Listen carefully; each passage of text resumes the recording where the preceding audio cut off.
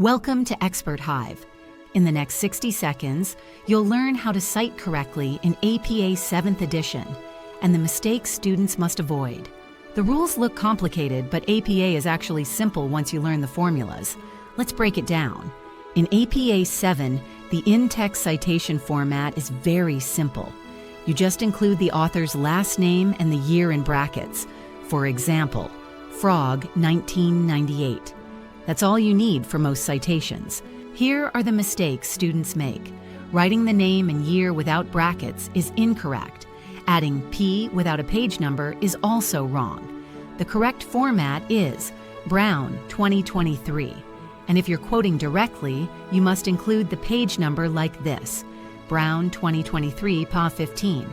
Here's how to reference a book in APA. Start with the author's surname and initials, followed by the year in brackets. Then write the title of the book in italics and end with the publisher. Using our example, the correct reference is Owen T. 2022. Social Psychology Simplified, SAGE. To reference a website, include the author or organization, the year, the title of the page, and the URL. For example, an organization like the World Health Organization would appear as World Health Organization, 2024. Air pollution facts, followed by the link. For journal articles, APA requires more details.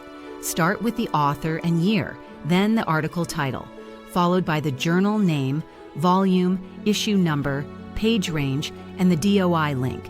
This ensures your reader can locate the exact article you used. These are the errors that lead to lost marks. Don't mix citation styles like MLA or Harvard with APA. Don't capitalize every word in a title. APA only capitalizes the first word. And always remove long tracking codes from your URL. Paste your reference into Google Scholar. If it shows an identical citation, you're good. Thank you for learning with Expert-Hive. Master APA in minutes, not months. See you in the next class.